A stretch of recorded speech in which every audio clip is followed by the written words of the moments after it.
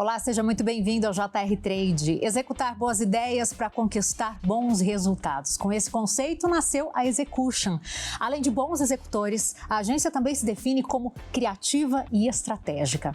É com muito prazer que o JR Trade de hoje recebe Geraldo Rocha Azevedo, que é CEO e fundador da Execution. Seja muito bem-vindo, Geraldo. Obrigado, Adriana. Prazer estar aqui com você.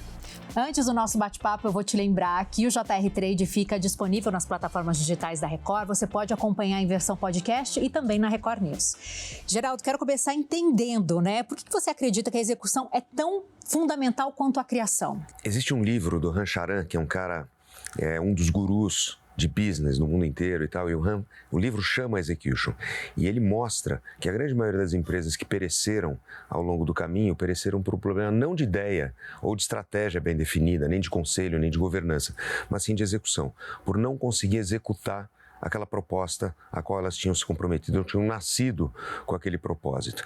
E no nosso caso de agência, você vê muitas ideias em qualquer ambiente, pode ser artistas, pode ser empresários, pode ser exploradores, esportistas, chefes de cozinha, que têm boas ideias, mas essa ideia não é nada se ela não for corretamente executada. Então, no nosso campo, a gente é tão apaixonado por ideias e por criatividade que o nosso nome é Execution exatamente para poder ter esse compromisso com a execução das boas ideias que a gente tem lá dentro. E como vocês trabalham isso na agência, para que todas essas pessoas criativas consigam colocar em prática o que eles planejaram e criaram? A agência nada mais é do que uma junção de pessoas num determinado momento no tempo. Você pega todas as grandes agências que foram muito bem sucedidas num determinado momento, elas a mágica acontecia por causa de 2, 3 pessoas que estavam lá dentro, 4. Saiu uma dessas pessoas, essa mágica se perdia. Então eu posso citar inúmeros exemplos disso. Dentro da agência a gente tenta fomentar as ideias vindo de todas as pessoas e a gente tem um compromisso ferrenho com o aspecto de como a gente vai fazer para colocar essas ideias no ar, lógico, desde que as ideias tenham uma pertinência estratégica com os objetivos daqueles clientes que a gente está fazendo. E aí tem uma série de processos, de coisas que a gente vem buscando, mas basicamente é a respeito de pessoas. E vocês trabalham com marcas muito grandes, né? Conta um pouquinho pra gente um pouco desse portfólio de vocês e também qual o desafio de criar campanhas para essas marcas relevantes. Na verdade, a agência existe há 8 anos, a gente vai fazer 8 anos esse ano, e ao longo desse ano a gente vem apresentando um crescimento sustentável ano a ano. Então tem sido uma jornada muito prazerosa. E ao longo dessa jornada a gente teve a felicidade de conquistar alguns clientes muito legais. Então a gente trabalha com a Samsung, a gente trabalha com a John Deere, a gente trabalha com todas as marcas da J. Macedo, Dona Benta, Petitbon, Sol, Brandini, a gente trabalha com a Química Anhembi, que faz Cândida e Que Boa, que são líderes nacionais, a gente trabalha com Bradesco Seguros, a gente tem uma carteira de clientes bastante diversificada, mas eu gosto muito de dizer que todos os nossos clientes são, do lado de lá também tem pessoas muito bacanas e a gente gosta de conviver. Então essa parceria é uma coisa que tem trazido frutos muito legais para a gente conseguir crescer organicamente dentro desses clientes também, entendeu? E ajudá-los a encontrar qual é a melhor solução de comunicação para aqueles objetivos de negócio. Então essa jornada tem sido coroada de muita alegria, além de sucesso para ambos os lados, né? Tanto é assim que a gente teve muito pouco de turnover involuntário de cliente ao longo desses 8 anos, ou seja, aquele cliente que falou, não quero mais trabalhar com você, entendeu? Então, no nosso caso, pelo contrário, a gente vem crescendo organicamente dentro desses clientes. Então, isso dá para a agência, até para as pessoas, um amor próprio, que é uma coisa muito legal para a gente poder não só manter os clientes que a gente tem, como para conquistar novos clientes. Isso deve ter muito a ver com a relação que vocês criam com os clientes. Conta um pouquinho para a gente sobre isso, né? Da importância que tem a proximidade, né, entre agência e cliente, a coisa de ouvir, de sugerir, aceitar ideias. Eu gosto de dizer que a maioria dos nossos clientes são empresas nacionais de dono, ou multinacionais, mas com uma alta autonomia de gestão. Então, a gente hoje tem que estar próximo das empresas, que são os nossos clientes, e entender os objetivos de negócio, porque a comunicação pela comunicação não faz sentido. Comunicação somente pela criatividade ou por uma ideia que seja criativa, mas que não vai estar construindo nada no longo prazo, não é uma coisa que você deve apresentar. Então, até para poder triar o que você vai ter de posicionamento estratégico, de ideia, de desenvolvimento ao longo do tempo e da onde a gente quer chegar, é muito importante você entender os objetivos de negócio do cliente e estar próximo dele, até para não levar a comunicação para alguma área de risco. Porque existem isso, né? Várias áreas de risco, aí tem várias armadilhas no caminho da comunicação. Principalmente hoje em dia, que você tem um papel tão forte das redes sociais. Então, o risco de você fazer uma bobagem criativa e a sua marca ser, entre aspas, cancelada, eu odeio essa palavra, mas é muito alto. Então, a gente tem que estar alinhado com os objetivos do cliente e tentar colocar a comunicação a serviço dos objetivos de negócio que ele tem. Então, para isso, a gente tem que estar lá. Tem que estar visitando todo dia, tem que estar entendendo, tem que estar conversando com o trade, com as pessoas, entendendo como é que aquela marca está se posicionando, como é que ela tem, quais são as melhores opções para a gente conseguir usar a comunicação para atingir esses objetivos de negócio. Então, tem que estar perto. Se não estiver perto, você está dentro de uma caixa preta, criando para você, e fica que nem o Tim Maia, cadê o retorno, entendeu? Aí não tem retorno, e o retorno vem do cliente e do que a gente está monitorando no mercado, entendeu? E vocês desenvolveram uma metodologia própria de planejamento, né? Conta um pouquinho para a gente. A gente tem uma metodologia que eu adoro, que é mais do que uma metodologia de planejamento, é um modelo de trabalho da agência, que é o SIR. A gente chama de SIR lá dentro, S-I-R, é simplicidade, impacto, resultado. Então o SIR, mais do que uma metodologia de planejamento, é um jeito de olhar para o trabalho que a gente desenvolve. Por simplicidade, a gente entende não de colocar alguma coisa a mais naquela marca ou naquele produto, mas tirar daquela marca, na comunicação, tudo que ela não é. Porque as marcas, tanto quanto a gente, elas vêm ao longo da vida acumulando uma série de coisas que você tem que deixar pelo caminho, né? Então, a gente tenta exatamente tirar dessa marca que ela não é, para que ela seja simples e ela tem uma proposta de valor muito clara. A partir daí, a gente vem com o impacto. O impacto é como é que a gente consegue pegar essa simplicidade, aquele core da marca que a gente conseguiu definir e trabalhar isso de forma a obter o maior impacto, tanto na mídia, quanto na criação, quanto na abordagem, quanto no ponto de venda, onde quer que seja. E, finalmente, como é que a gente se compromete com o resultado desde o D0. Ou seja, a gente vai fazer alguma coisa, para quê? Qual que é a métrica? Qual é a métrica de sucesso? Esse troço vai ser bom se acontecer o quê? Entendeu? Nessa campanha de comunicação.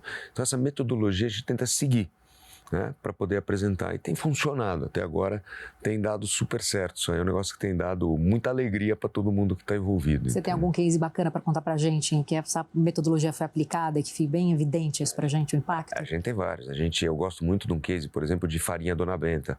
A gente começou muito tempo atrás, essa conta existe na agência desde 2018 e a gente reposicionou.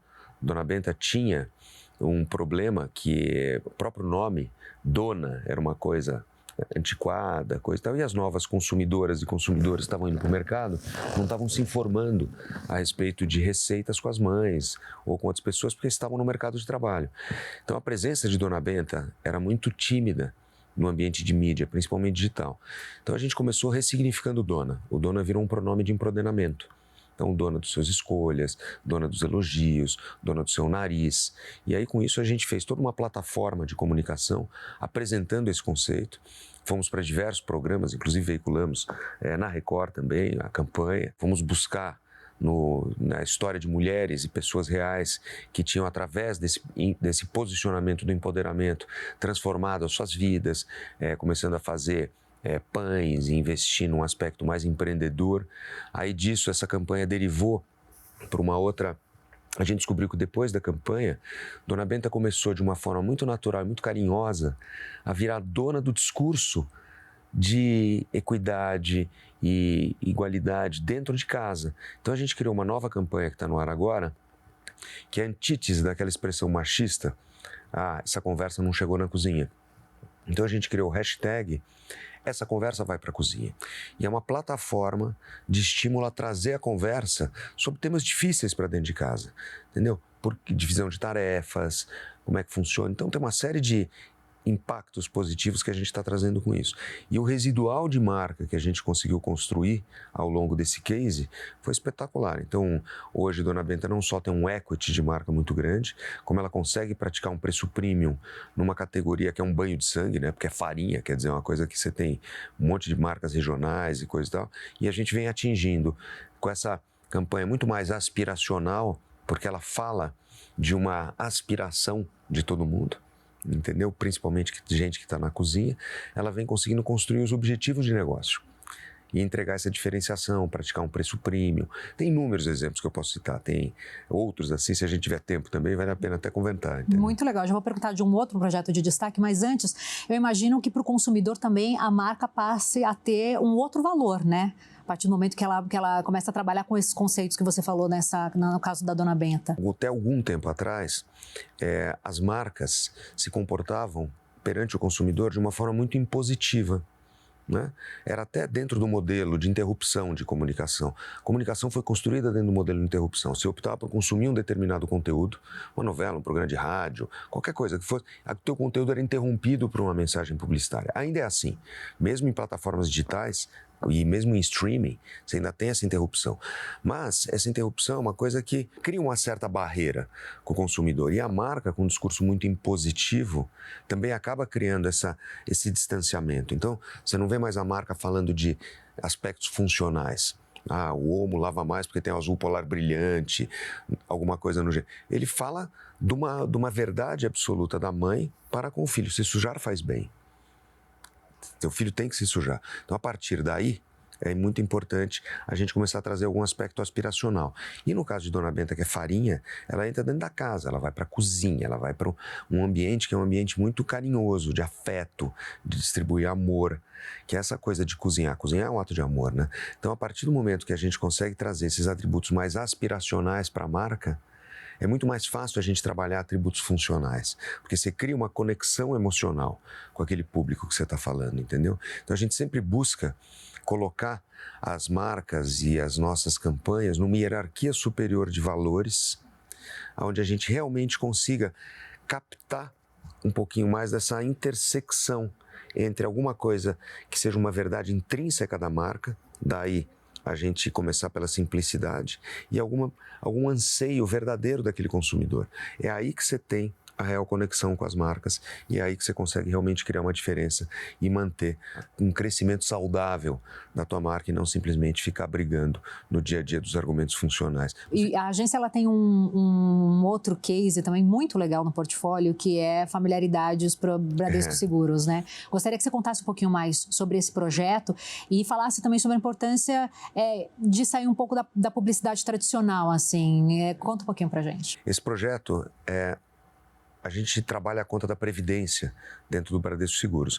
E um dos produtos da Previdência é o Prev Jovem, cujo claim, a promessa ao longo dos últimos anos, 15 anos, sempre foi dê um futuro de presente para o seu filho.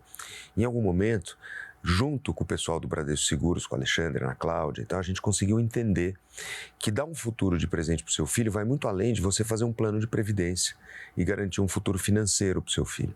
Ele passa por conversa, ele passa por passar valores, ele passa por pegar valores que você tenha de família. Então a nossa proposta junto com o Bradesco foi criar um portal que já é o maior portal da internet mundial de conversa intergeracional. Então, na verdade, ele está estruturado naquele modelo Parallax, que é como se fosse aquele site da Apple. Então, quem não acessou, eu convido para acessar familiaridades.com.br. Você entra e aí tem uma casa que em cada cômodo dessa casa você tem conteúdos adequados para o público daquele cômodo. Então, na sala, tem conteúdos para você dividir com a família, coisa e tal. No quarto do casal, tem conteúdos mais sensíveis. E dentro da cozinha, tem conteúdos como você pode fazer receitas, coisas, como você pode trabalhar dentro da cozinha. No jardim da casa, conteúdos para você brincar com seu filho, com a sua filha, em ambientes outdoor, o que você pode fazer para se divertir e tal. E todos esses conteúdos são produzidos pelo Estadão, o Blue Studio do Estadão, que é o nosso parceiro de conteúdo, e a gente sobe 11 novos conteúdos por dia dentro desses cômodos. Muita coisa. É muita coisa. Então, é uma coisa que está sendo realmente muito alimentada no dia a dia, e a gente tem conseguido, assim, números sensacionais de acesso, de permanência e tudo isso. Imagina, a gente tem uma taxa de engajamento de 99%. 99% das pessoas que entram no portal fazem alguma coisa com aquele conteúdo, ou dividem, ou comentam, ou fazem alguma. Então, assim, a gente atirou no que viu e acertou no que não viu. De novo, é muito mais uma coisa de você criar essa relação com o consumidor do que fazer uma campanha positiva. Compre, dê um futuro de presente para o seu filho, compre um plano de previdência do Prev Jovem. Então, é uma coisa muito mais, é um convite a você participar desse novo momento.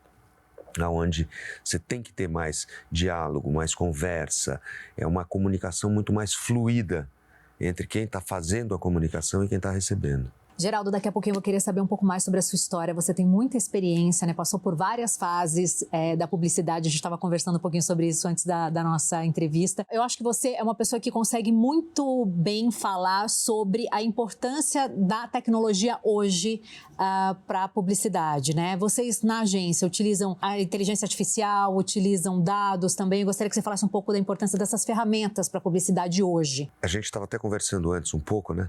Nós nunca vivemos uma fase tão fascinante da indústria da comunicação. Porque hoje, o que a gente tem de ferramentas e oportunidades e veículos aparecendo por aí é uma loucura. Então, de verdade, é muito mais a respeito de você entender todas essas ferramentas e essas novas tecnologias e ver como é que você pode aplicar isso. Então, dentro da agência a gente usa muito.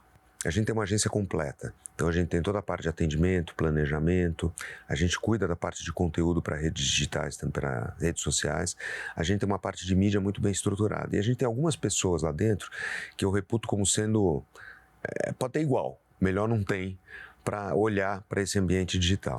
Então o que a gente faz? De novo, dentro da nossa metodologia, como a gente tem o R do SIR, o resultado, todos os nossos reports, BIs e dashboards que a gente mostra para os nossos clientes a respeito dos resultados das campanhas, eles passam pelo planejamento. Porque como a gente tem muita informação disponível, é muito importante a gente saber que informação que está vindo é relevante para a gente poder fazer alguma coisa a respeito. Então, de novo, quando a gente pega aquela massa de informação, isso volta para o planejamento, que consegue triar de acordo com os objetivos de marca, de negócio daquele determinado cliente, e a gente consegue formatar e customizar essa informação para que ela tenha algum tipo de utilidade, vamos dizer assim, no futuro. Então a gente usa muito tecnologia, a gente está muito plugado nisso, a gente é um dos parceiros, Google Partner, Premiere e coisa e tal. E além disso, eu pessoalmente me considero faixa preta em inteligência artificial. É mesmo? Eu sou. Só para dar um exemplo para você, eu fiz uma brincadeira outro dia. Eu criei um prompt na inteligência artificial que nada mais é do que um balde, que você vai jogando um monte de informação. E aí eu peguei algumas pessoas do planeta que eu admiro enquanto gestores. Gente da nossa indústria, Martin Sorrell, Maurice Levy e alguns outros. Coloquei também, por exemplo, o Elon Musk dentro desse balde. E pedi para a inteligência artificial, para o meu chat GPT, que no caso a gente usa o Copilot, para ele conseguir mapear uma série de informações desses caras. E eu criei um conselho virtual para a agência. Então, o que eu fiz? Esses caras, junto comigo, fizeram o meu planejamento estratégico para os próximos 4 anos. Nossa, maravilhoso! Legal? Muito legal. Então, eu consegui montar um conselho para mim, que é composto por esses caras. Na verdade, são 5. Só esses caras? São 5. Então, eu divido com eles as minhas decisões estratégicas e pergunto para a inteligência artificial, com base em tudo que ela sabe a respeito desses caras, ela sabe tudo a respeito dos caras, entendeu? O que eles me recomendariam naquela determinada situação. Então, hoje eu posso te dizer que o meu conselho é ninguém mais, ninguém menos do que os caras que eu mais admiro nesse negócio de gestão, inclusive o Elon Musk. Incrível, entendeu? Incrível. Então, é interessante isso aí. Então, assim, os usos são absurdos.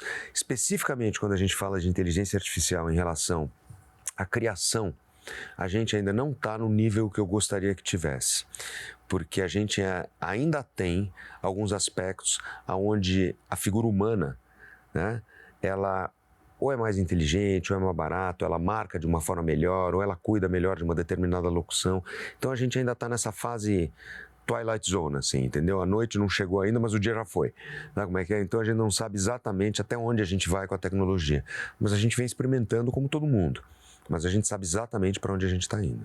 Vocês trabalham com influenciadores digitais nas campanhas também? Todas. Como é essa relação? Influenciador, hoje o mundo é cada vez mais dos influencers, né?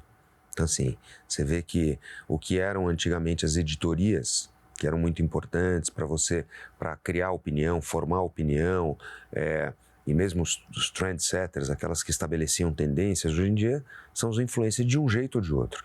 Mesmo aqueles influencers que não estão pautados em redes sociais como influencers. Mas você tem diversas tendências que acabam influenciando o comportamento.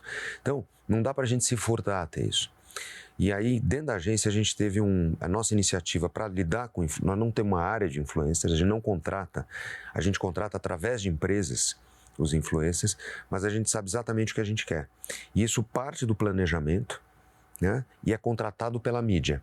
Então a gente consegue ter uma parte estratégica, trazer uma parte estratégica do que é importante trazer de influencer para aquele projeto específico, e a mídia vai avaliar o quê?